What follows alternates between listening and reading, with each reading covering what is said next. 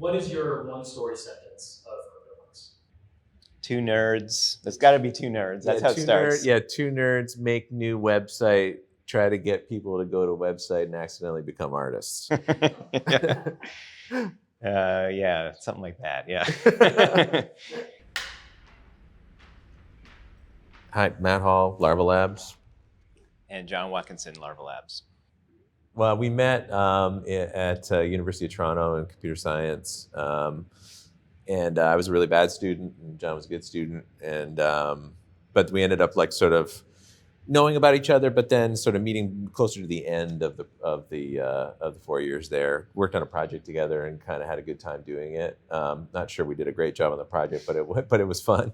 And then sort of started like kind of connected after that, being like, just there was something else like this, back when we were kids, we found out later we were in, got computers around the same time and loved video games and making weird little things. And so got the sense that we both wanted to do that. I don't think either of us had a notion that we'd be doing it for this long, maybe. Yeah. Yeah, we didn't know it would be a lifelong partnership basically, but we came together and worked on things back in Toronto in the 90s because we just liked the idea of the computer as a creative tool, that we wanted to just kind of build things and experiment, try new things. And, over the years, there's been always this kind of the next burgeoning technology.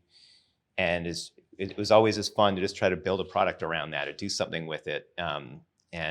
So first that was doing stuff with web in the 90s. And then we started doing mobile, right in the earliest kind of pre-iPhone days. We were making kind of crazy apps for like the T-Mobile Sidekick, that phone that like flipped out like this, and it was like the size of a football. And then with blockchain, it was the same thing. It's like, this is cool, but I don't want to just be like, I'm just going to buy some Bitcoin, and it's like, what can we actually build with this? Seeing our nieces and nephews and they collecting things, whether cards or toys, and it kind of rekindled in us our joy of collecting. I think the original inspiration was just kind of remembering our love of collecting things, sports cards, in our case, hockey cards, stickers, things like that, and just how fun that was. And then when we thought like, this would be cool, like there's no real good digital version of this, and so we were trying to make it work on mobile, like as an app or something, and it really was missing something. Like it just didn't feel like special to get one, and so it just didn't have, really what it needed. And then it wasn't really until we kind of put it aside for a bit, and then I think it wasn't really until we started looking into Ethereum a bit that we thought maybe those two things together sort of brought that feeling to it that made it feel special and rare, and was a kind of a worth collecting sort of feeling. You're struck by kind of this, like the sort of cyberpunk vibe of the crypto community. They had this very counterculture thing. They were trying to build this sort of shadow economy that was separate from all the incumbents and everything. And so it had that cool element of punk that we've always enjoyed. We like punk music and just sort of punk aesthetics and everything. And so it just felt like the right marriage of concepts. The idea of the CryptoPunk was just naturally came out of that. Didn't you also have like a moment like when you were in Paris like some number of years ago, sitting outside oddly the Pompidou Center, and saw like people like the punks were hanging out and all that stuff? Yeah, when I was a teenager, I was visiting family in France, family friends in France, but I had one little afternoon in Paris by myself, and I was only like 15 years old, and so I just went to the Pompidou Center because my sister had told me to go there, but I didn't even go in. I was just hanging out in the back area, and it was all just completely shot through with British punks. It was all these like super punky looking kids with huge mohawks and everything, and smoking cigarettes and listening to punk music and everything. And I remember, my 15-year-old self just got off a plane in Paris. I was like, this is so cool. I'm cool, You were working on the generator first, the art generator. And then we'd put it aside for a bit. This is kind of how things go for us a bit. Is like something interesting, I can't figure it out, put it aside. So, but and then the contract, it was our first contract on Ethereum, so that didn't go too fast either. Yeah, I feel like the first version of the generator, which wouldn't have had the punk stuff going yet, but was just starting to form up, the generator was maybe November or December in 2016, and then But then, yeah, that just got put down because we didn't know what to do with it. And then I think it was maybe in the winter 2017 that the Ethereum idea kind of came up. And then we were sort of researching that, looking into it, and then the generator was being worked on, and the kind of the punk thing started up around then. And then it was only when we had time, because we were working on other projects, that we kind of sprinted on the Ethereum side of it. Shouldn't have sprinted. No, but we did. It's probably a couple months, I guess, at that point too. Like, you know, for that final bit, which sometimes people ask us, like, "Oh, that's so crazy! Like, it only took you a couple months." I'm like, "Well, it took us 20 years and then 2 months. You know, we had to know what to do in those 2 months." So yeah. I think when we first published it, it was to you know, deafening silence sort of thing. Like, we tried to put it on Reddit and tried to, you know, I feel like we were emailing like journalists too, and saying like, "Oh, we have this like thing, and it has these interesting concepts," but I don't think we were quite explaining it well enough for it to seem like an interesting thing to write an article about. Like, but that was really our only goal, was just like getting some press about it, because we wanted to like get people to see our website and then like maybe hire us to do some contract work or something. So that was what we were trying to do. And then it wasn't until like, so nobody was really claiming, like very few. There was maybe 800 or 1,000 claimed in the first week, maybe. Yeah. A few hundred. And then on like sort of the end of that week is when there was an article in Mashable that sort of said it the right way. Yeah, sort of pitched it better than we had been. And then that got things going. And then, yeah, from that point on, it felt like something real. Like, you know, it wasn't obvious it was going to become bigger than that even, but at least, you know, it was like, oh, you know, this premise that we had, that this could work as a collectible, that Ethereum and this, you know, what we now call NFT mechanism, like, yeah, that works. And we started hearing a bit from the art community that this was important to them, because they had this sort of digital art editioning problem. So yeah, I think the kind of the validation that, yeah, this idea works came, you know, starting maybe 2 weeks after we launched it. Once there, you know, people started hearing about it, and really for the rest of that year, 2017, it was like, oh yeah, you know, people are finding out about this or talking about it. It's reaching a wider community than we expected. So we started to feel like it was working, you know. And then in 2020, we started noticing like few interesting things, started noticing other interesting things happening in digital art and blockchain art and stuff. And we were like, oh, this is a little different. Like, prices were creeping up a little bit. And then, you know, I think it was January 1st, 2021, like to the day.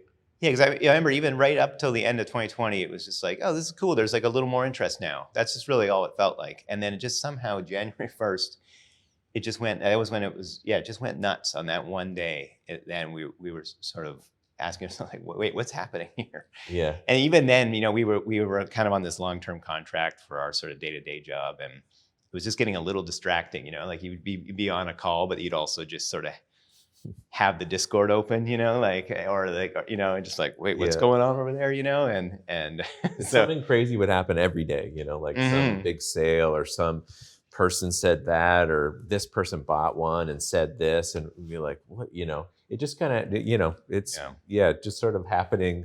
This is part of what's crazy about having something decentralized. It's just happening out there. You know what I mean? Like, it's not really under our control. Not up to us. Like, we're just, people would tell us what's going on. We're like, oh, really?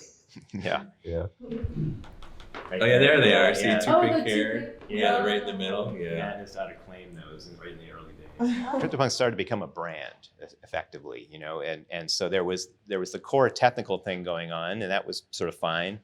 But beyond that was this whole basically brand and brand management thing, and that is something that Matt and I are not cut out for, you know, and we're not the type, we don't want to run a team, we don't want to, and we wouldn't be good at it, you know. And so we found ourselves just sort of, it's like, this is not for us. Like, we're not going to do a good job at this, you know? And so we were a little bit stuck, and we just didn't know, how do we do this, you know? And so, you know, we had gotten to know Yuga founders, and we liked those guys a lot and everything. And then the conversation just went there, and it seemed kind of perfect, because the structure, the way we built CryptoPunks, there's sort of an indivisible whole there. Like, nothing, we knew that nothing would change with the core of CryptoPunks, that you can still there's still 10,000 of them. You can still buy them and sell them via the smart contract. Like none of that can change. And so we knew that it's like we can let this go because we know that won't be affected. And then all that stuff involving managing the brand and thinking about the future of it, that can be in good hands, and it can see another chapter. People love to know, what are your favorite traits of the collection? 3D glasses for you, I think. 3D glasses for me. Yeah, I also like the wild blonde hair, especially if you get it with 3D glasses. Tough to beat that. I think a lot of it was funny because for a while, traits and rarity of traits especially was the predominant valuation thing. But I always liked the ones that were more common. Like I liked the the mohawks and the cigarettes and things like that. And so they would never be worth that much. And I think now that's sort of come around a little bit, that aesthetics. Yeah, like the clean punk. It's like, oh, that's a good clean, mohawk, cigarette, that's it. That's nice. Yeah. So I like red mohawk and cigarette and things like that. Those are sort of my favorites. I like the red hair, both versions of the crazy wild hair. It's called, I think, the red hair, and especially if you print that against the classic CryptoPunk blue background, it's like a very that's a good contrast. Always like the eye patch, and then got to shout out the COVID mask, because there's a funny story about that. They were like, see, they can change it, they added COVID masks, and then someone was like, no, those were there since the beginning, and then it was suddenly like a different conspiracy theory. What did they know and when did they know it?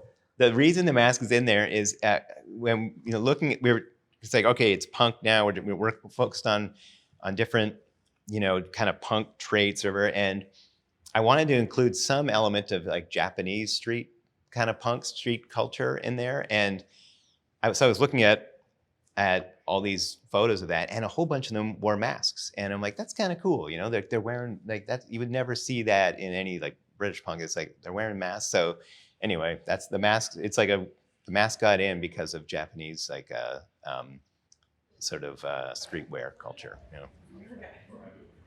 Yeah, I think the community element was the kind of the most surprising to us. We're not that kind of personality. We're like, oh, we want to lead a community. We want to be leaders. So the community, other than we just set up the Discord, the community really formed on its own and really came together and gelled. And then went through those sort of lean years where they were there for each other, kind of. There wasn't much going on, except that those were their friends now, and this was a community and that had shared values and everything. And so to really see that core community come together, and then now that's had a big impact on their lives. Yeah, not just financially, but like you say, just this is their culture and their friends now and everything. That's really amazing to us, really, because that even if we had imagined success for this project to this scale, I don't think I would have thought of that as it's oh wow, this really deep community that's now 6 years in the making, and has become really quite close knit. Sweet. All right, thanks guys.